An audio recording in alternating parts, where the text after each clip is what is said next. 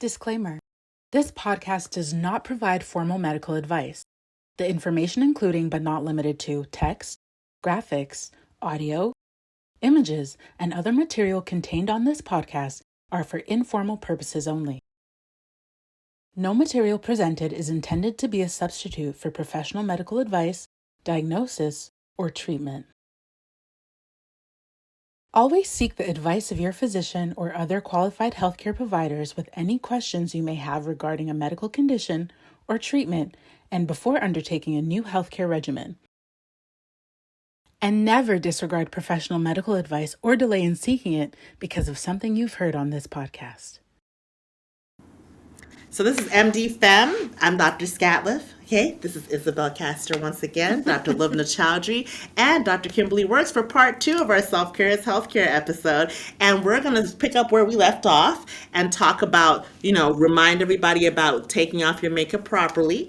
And then we'll segue into the rest of the conversation.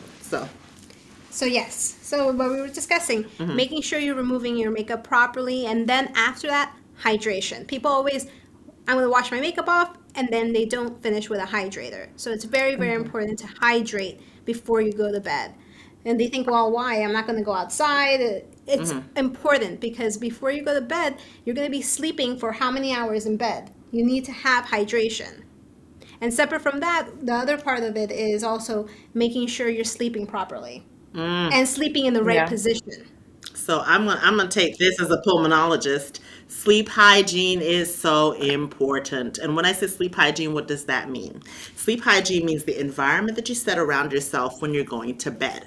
People always come in with complaints of sleep, and actually pulmonologists are the ones who have to deal with that. We are the sleep doctors, okay?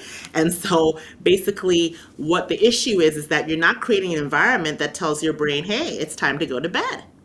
No lights, no TV. No TV. Yes, I said it. It can't be playing in the background. Their Netflix can't be running on Shadow and Bone, guys. Let it go. Turn it off, okay? All right. I'm speaking to somebody special. All right, here. Okay, no problem. If you snore, you might have sleep apnea. You need to see your doctor, okay? You can have a sleep study. You can get an autopap. There's therapy for that.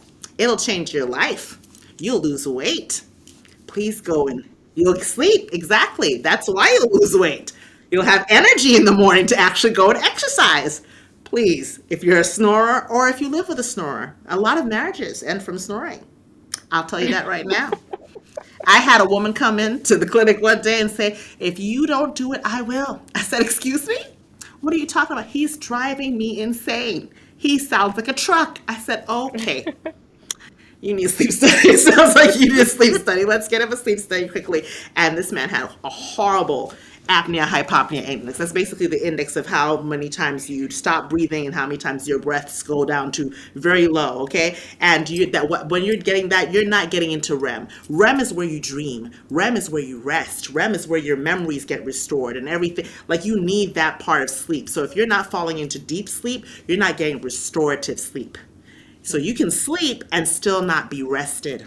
Some warning signs are waking up with headaches, dry mouth, okay? Having that raspy voice in the morning because you've been breathing through your mouth all night, okay? Being congested, that's another red flag. You don't have to be fat to have sleep apnea. You can have a deviated septum. There's a whole lot of other conditions that can cause it too. So you want to make sure that you're watching for those signs, okay? The other thing with sleep hygiene too is not just lights and sound. Don't drink caffeine after 2 p.m. It'll keep you up. Caffeinated and those kinds of things. This is what I'm going to segue into adaptogens, okay? What is an adaptogen? An adaptogen is a natural way of modifying our human chemistry to get the effects that we want.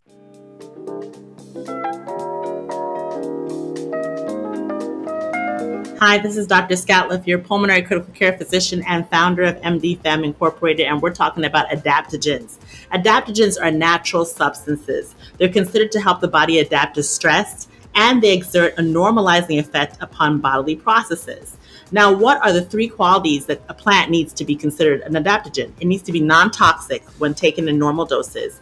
It has to help your body cope with stress, and it needs to allow you to return to your normal balance. Is it a permanent solution? Absolutely not. It is not a permanent solution for long-term stress.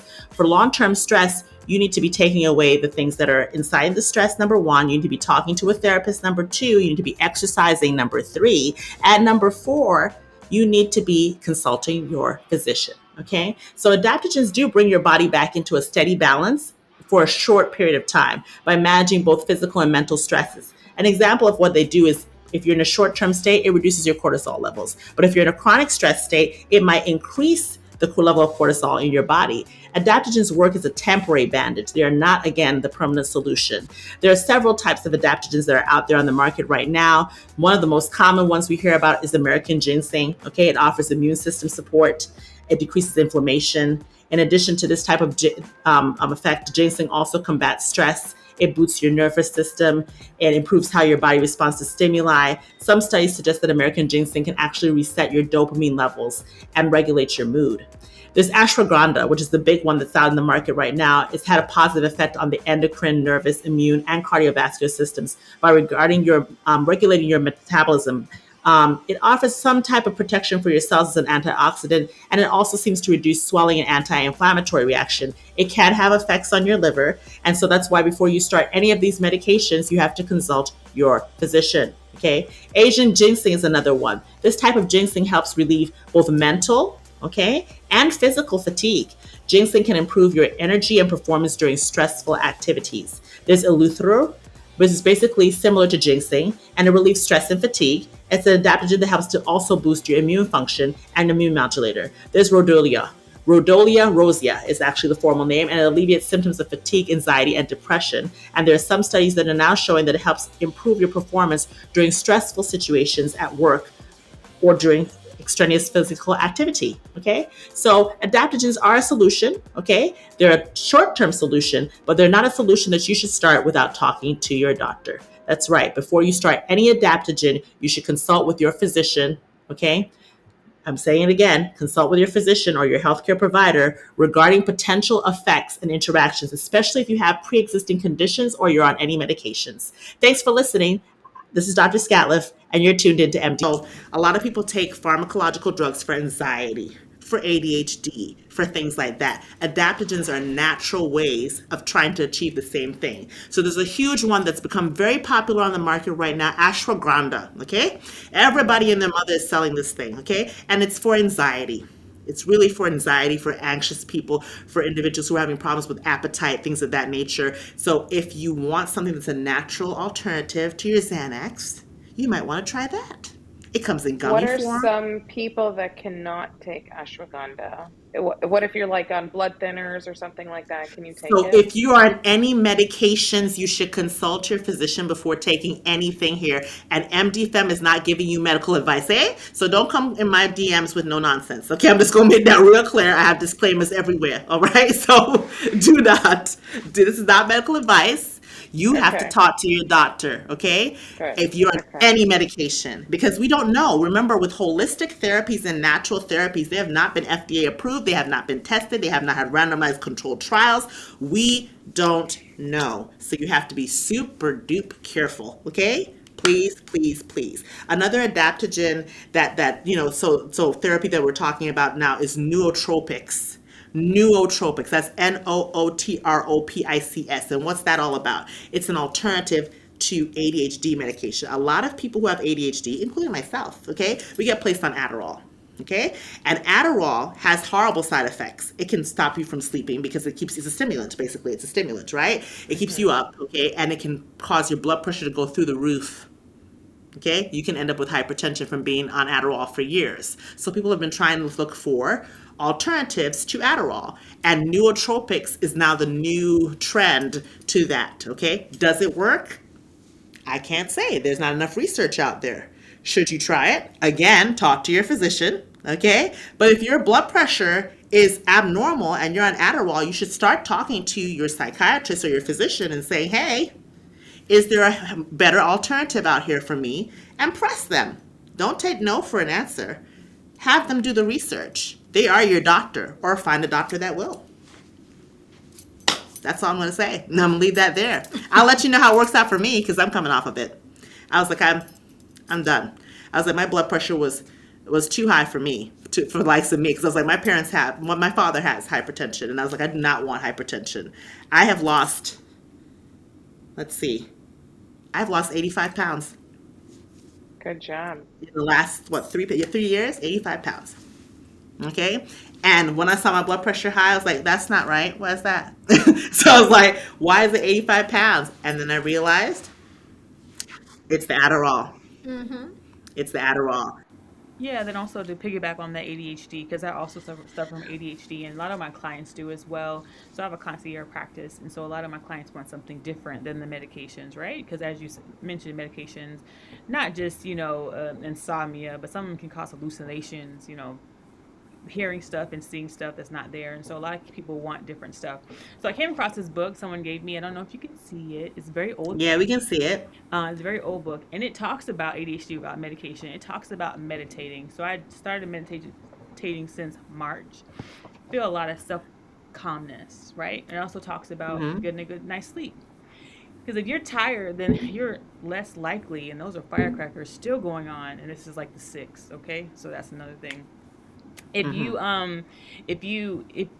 are not sleeping well, then the next day you're going to be less likely to control your impulses, right? So a proper sleep.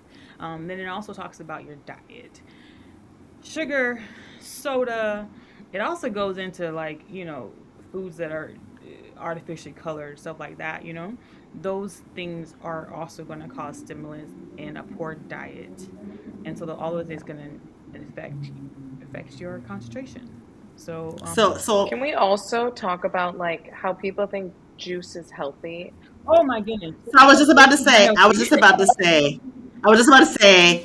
I don't know if it's just if it's just us or if it's a whole world thing, but No. when we growing up, they always gave you juice. The juice. If you turn juice around and you start reading the contents of your regular juice that you buy from the store, it is mostly high fructose Sugar. corn syrup, sugar. So I tell everybody, just eat the orange. Go get an orange and eat it. Forget the juice. Go get an apple and eat it. Forget the juice. It's the The fiber benefits out of of it. thank you. The benefit is the Yes, fiber, the exactly. natural fiber, and it's actually going to be a slower release of glucose than if you drank the Exactly. juice. Okay, that apple juice that you think is all natural, oh honey, all natural apple juice ain't clear. Oh no! That you can't see through all natural apple juice if it's real. Well, here's another thing. My female patients, oh, doctor, I started taking cranberry juice for my UTI that developed yesterday. Is your cranberry juice super bitter and you can barely take it down? No, it's sweet. Well, then that's not going to help you at all because there's no benefits to it. You're There's feeding no the benefits to bacteria that. sugar. There's And no benefits to so, that at all. Yes. I think one of the best things, I'm not promoting this diet in any shape, way, or form. I just want to put that out there. But one of the best things that I did for myself was keto. And the reason for that is that it made me read labels. It made me read labels because I got to see what was in the food I was eating and all these processed foods. So me and Izzy were just talking about this the other day about how much these cereals that kids eat, like we give them Lucky Charms and Frosted Flakes and this, that, it's full of sugar and full of artificial colors and flavors. And Kellogg's several years ago, like back in 2016, 2018, had committed to taking out all those things from their cereals because they knew that it was linked to ADHD and all these other developmental issues, and they still have not done it. We're waiting. They probably So did it and another- tasted it and said no. It doesn't So taste have you good. guys noticed that this newer, younger generation, I'm having a lot of people come and ask me about ADHD evaluation for their kids, but we're at a generation where technology is everywhere. And you guys were mentioning the blue light with the sleep and all that stuff, and how literally hours and hours a day they're seeing this blue light on the screen, the tablet, the phone, everything. It's like totally different growing up, and the way that they are and their ability to concentrate and just stay focused. I feel like it's like we're just constantly labeling it ADHD, but it's like we need to look at their environment. So yes, definitely agree. So this book also mentions that, and good for you saying that. It's also the instant gratification that they're also getting from these games, right? All the lights and Yeah. all this glamour, and then you're feeding positive reinforcement, which is really negative reinforcement, to continue on to play longer, to play longer. So then when they're sitting and reading a book, they can't do it because they're not being stimulated enough. And so Yeah. I do agree with you that the diagnosis of ADHD is a lot of times just given out, and it also given out quite a bit, I think, because of lack of parent teaching, right? A lot Yeah. of the parents don't know how to raise their children, or to, uh, or It to, also makes it easier. They find it's easier just to give in and correct. give them the iPhone, give them the iPad so they can Well, stop. yeah. And they'll To start Well, keep them well, quiet, well. right? You hand Have them you a been around? device. Have you been around a 4-year-old boy that's losing his mind? yes, I have. yes. So then I they're have, and I'm like, here, like, take it. just take this phone. Take it, Jesus. I can't. No, I can't do it So today. here's my rule with my kids. So Uh-huh. we had commercials when we watched TV. First of all, we didn't watch as much TV as these kids do now, but we had Right. commercials.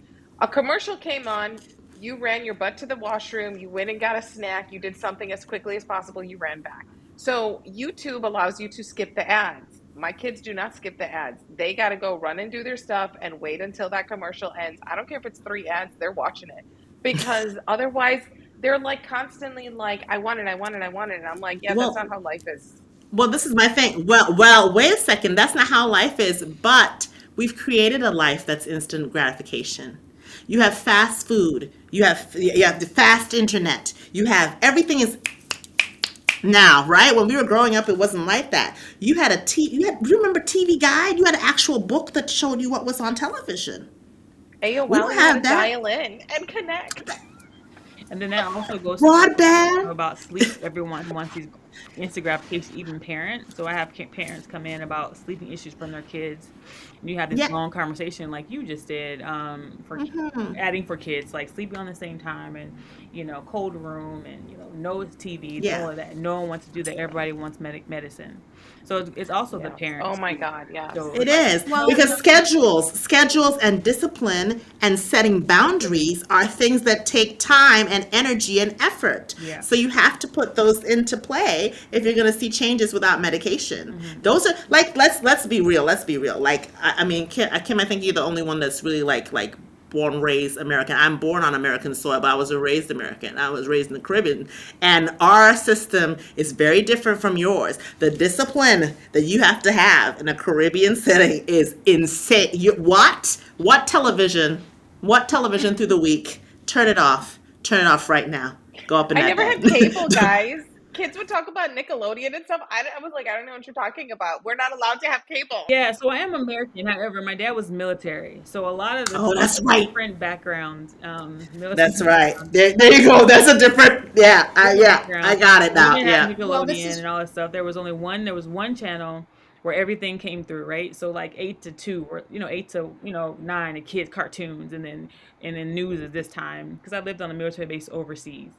But yeah, my parents are, you know, I think it's also different from culturally, and then how old the person is, right? So my parents Yes. raised me different, because my mom's like, we're not friends, just do this, right? But then my parents, who I see, they're trying to befriend their children, so it just different. It's culturally different, time different, everything's different now. So wait, what were you gonna say, Izzy? well, it also shows in the aesthetics as well Right? that everyone wants quick fix. In aesthetics, everybody wants the quick Oh. fix. They want a Oh. quick fix. I have clients that are begging me to come in weeks earlier than the treatment, and they're like, "I'll pay you more money." And it's like, and I have to explain, your body has a way to process things. You can't speed up certain things. There's no quick fixes. And I'm also doing post-lymphatic massages after lipo. And then there's this misconception, oh, I'm going to do lipo and my body's going to be amazing right away. And they don't really realize you still have a recovery phase. So you may do the lipo, but it's going to take 6 months for you to recover and then have the body that you're imagining. And the other thing about lipo that I think people are not being very transparent. Yes, 6 months. You have to. So I don't know if you ladies have seen these fajas, these girdles they have to wear. Okay, they're biblical. Okay, I saw one and I went, I'm good. I'll never ever ask for that. I'm gonna naturally lose my weight. I was like, oh no, there's a hole cut out for you to go to the bathroom. Oh, that's no. You can't take it off. Oh no, Jesus, that wasn't called to that. No, no. And they did a New York Times article recently where I guess what's going on right now is that folks are going out to Miami. Okay, they're flying out to Miami or to these different places, having the surgeries, and then recovering in sister houses, basically with other women taking care of them. Not even nurses, other women who've had the procedure taking care of them. And the photos are gory, let's just say that, bleeding and all these things happening and so forth. And I'm like, this is high risk of sepsis and infection and all kinds of. I'm looking at as an ICU doctor. I'm looking at it going and say, oh my God, septic shock. Do you see it? Do you see it? No, I was like, go to the doctor right now. Why is there an IV bag hanging in the background? What is happening? What is happening? Like, please, please, please, your health is your wealth. Your health is your wealth. There is no quick fixes, okay? There's nothing more. Like, I know that it's very difficult for us to lose weight. You know, I've been big all my life, okay? And I was up to a size 24, okay?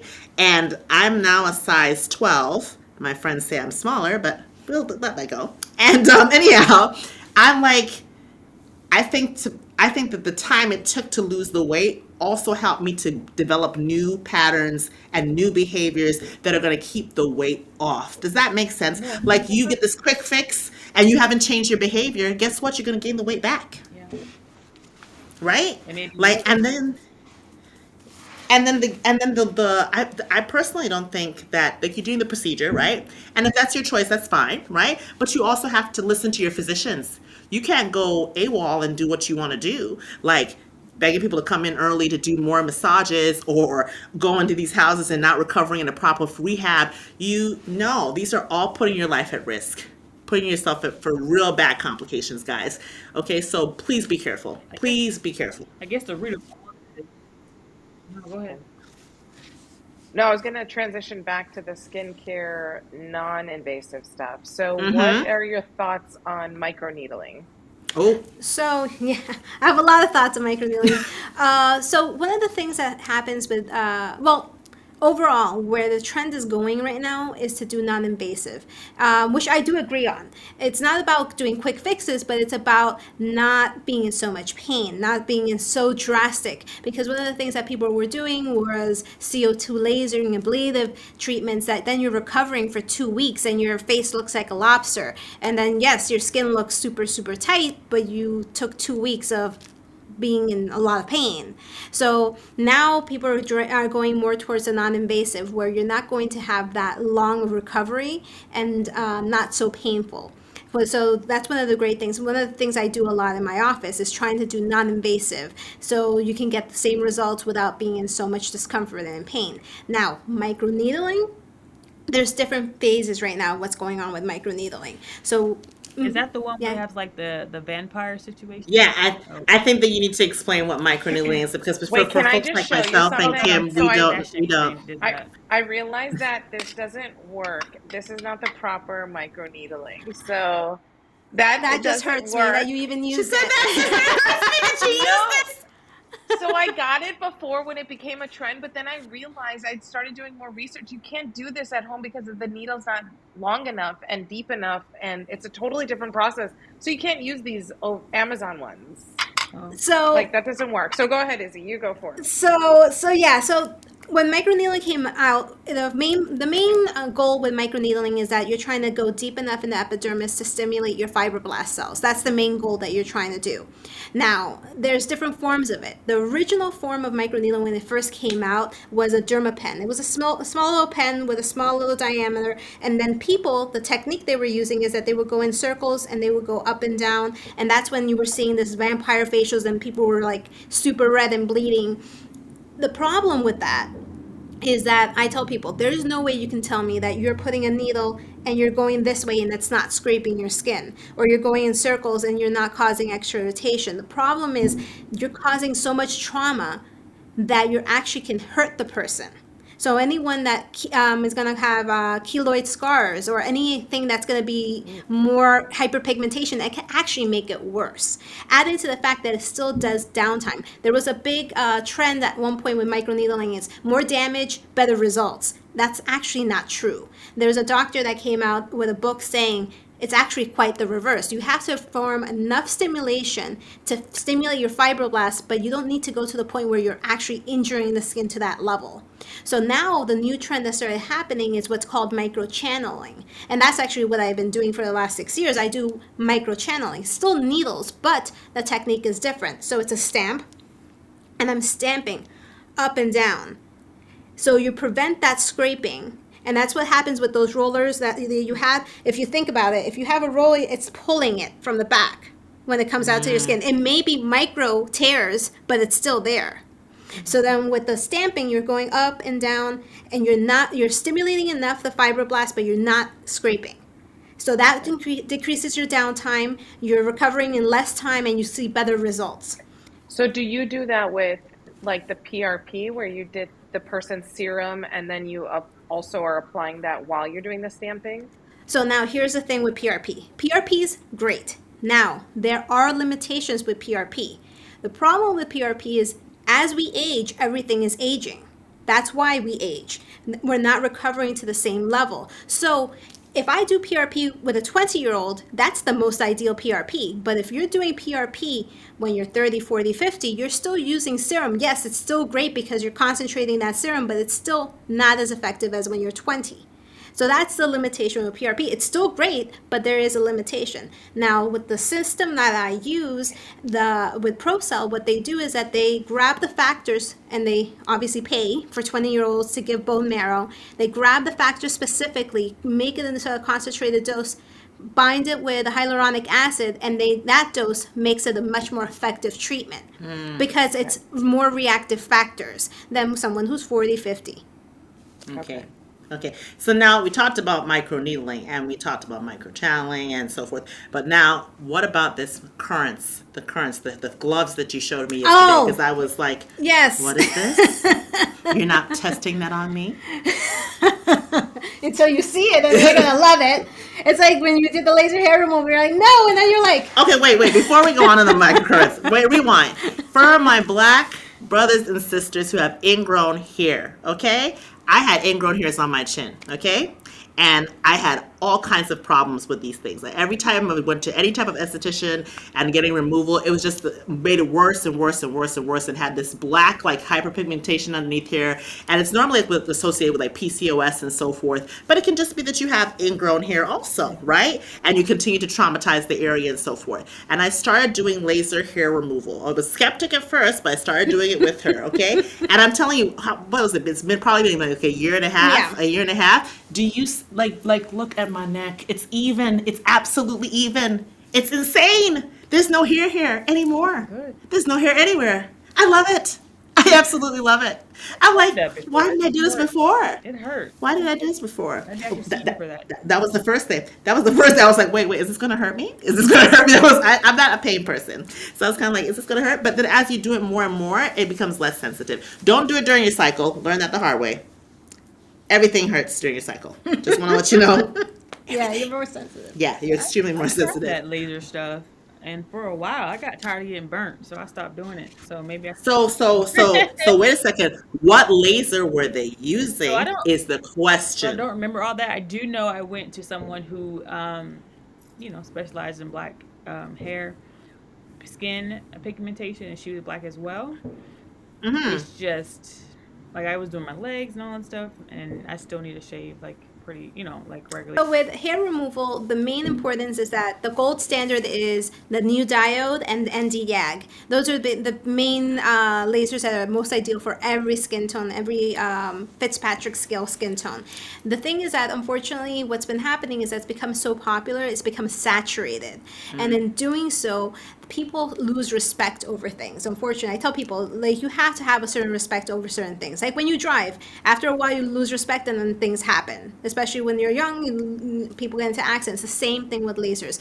People start thinking, oh, this is so easy, and they don't follow the right rules. When you're working with lasers, the person that you have to be very careful with the skin tone, the how long you're treating that person, and that's when people get burned. And also having a good rapport with your client.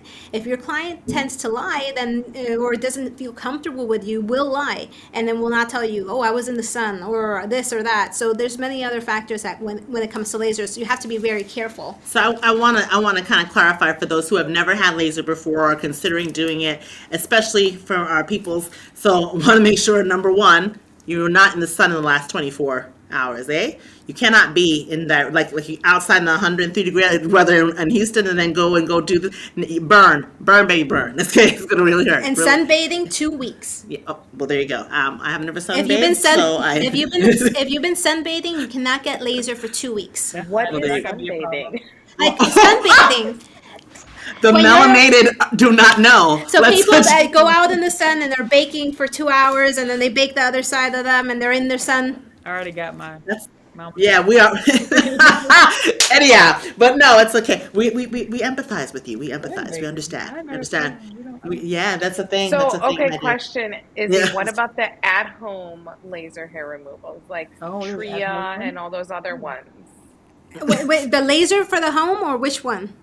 So The Tria, I've heard about the one Tria, TRIA. It's a laser. It's hair a laser, removal. right? Yeah. So the And it's problem with FDA, and it's FDA cleared. It says FDA cleared, not.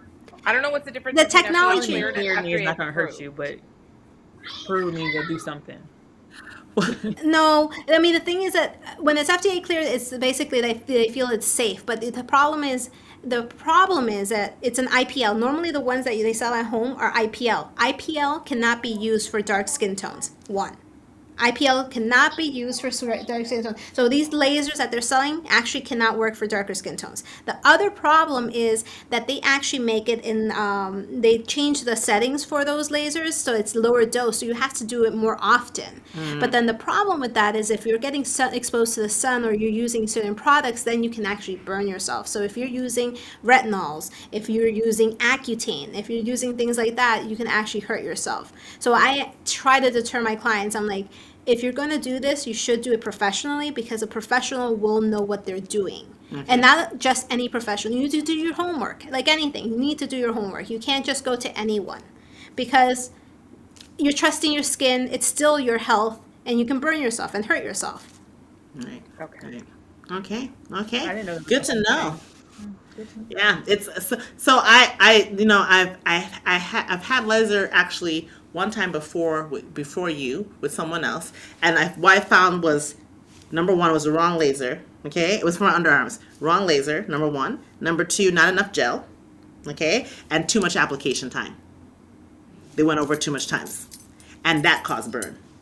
Those were like triggers. So you want to ask a lot of questions. You want to do your research, just like Isabel said here, and you want to make sure you trust your esthetician. You have to have open communication. Yeah, be truthful and honest, and let them know everything. Okay. Because people feel, oh, I can't miss my appointment. I'm not going to tell her that I was in the sun because I really don't want to miss it. But then they don't realize that they can burn themselves. Okay. All right. So, we've covered a lot of different topics on this episode, hey, and these 2 episodes. And there's probably tons of questions that are going to come up from folks once they read, they listen to us and they read up on their own and so forth. So feel free to DM us at MDFem on IG, okay, or to email us, mdfem@gmail.com. So, I think we can wrap it up here, guys. Anything from anyone else? Nope. It was a pleasure. Thanks for being here with us, Izzy. Thank you, everybody, for joining us. Thanks, Lubs. Thanks, Thanks, Tim. guys. We appreciate it. And we'll see you next time. Bye. Bye. Hi, everyone. This is Isabel from Hatsutsilbeauty. I am the owner and primary medical esthetician. I'm located on 160 East 56th Street, New York, 10022. I provide different services at my location. It varies from intensive facials with extractions, dermaplaning, microchanneling with ProCell for hair regrowth and anti-aging, ranging from acne scars as well as lifting and fine lines and wrinkles. I do IPL laser, which encompasses acne treatments, photofacials, skin tightening. I do body contouring with cavitation, RF cellulite treatment, as well as post-liposuction lymphatic drainage. And my new treatment that I included to my practice just recently is microcurrent.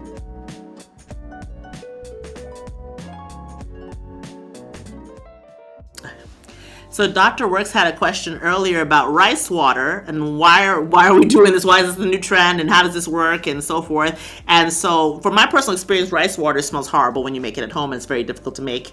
And now there's the commercially available products that have all this rice water in them. There's actually bars of shampoo that you can buy that have like rice protein, rice water, so forth into it. And so how about you tell me and educate us, okay? What's the benefits of rice water? So one of the biggest benefits, and it's not just rice water, it has to be fermented. Fermented rice water. The thing is that normally what happens is that the rice, especially, and that's the other problem, it has to be rice from certain regions because certain regions have more amino acids present in those rice. Not Uncle Ben, though? Not Uncle Ben? Not Uncle Ben? No. He's no. You guys, not basmati rice. Not basmati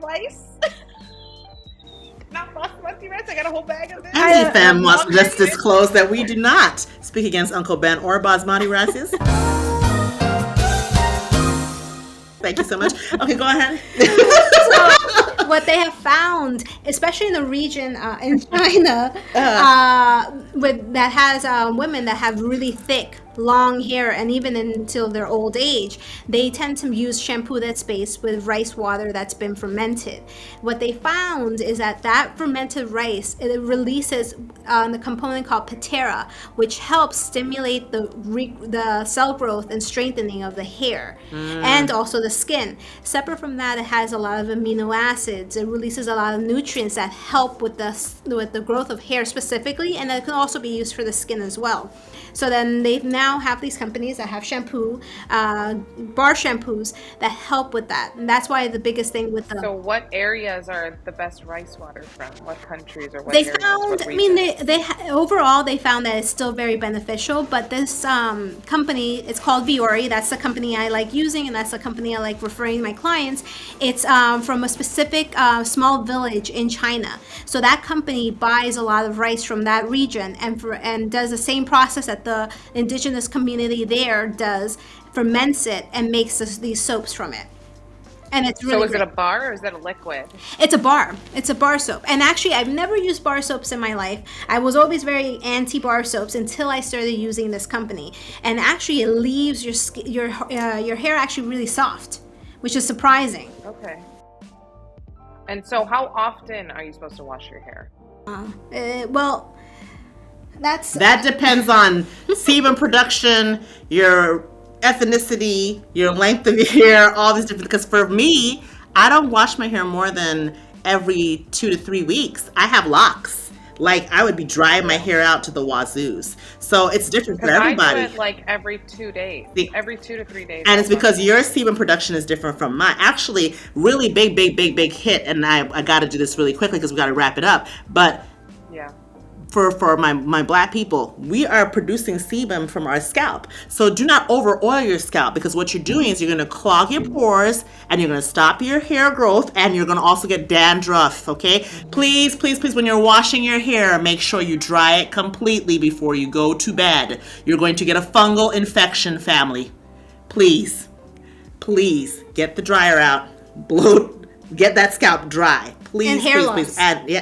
And hair loss. Okay, and if you're going to the braiders, please protect your edges. Don't let them pull. Hold it down. Hold it down. Hold it right down. Don't let them pull. Traction alopecia is real. Pull out a piece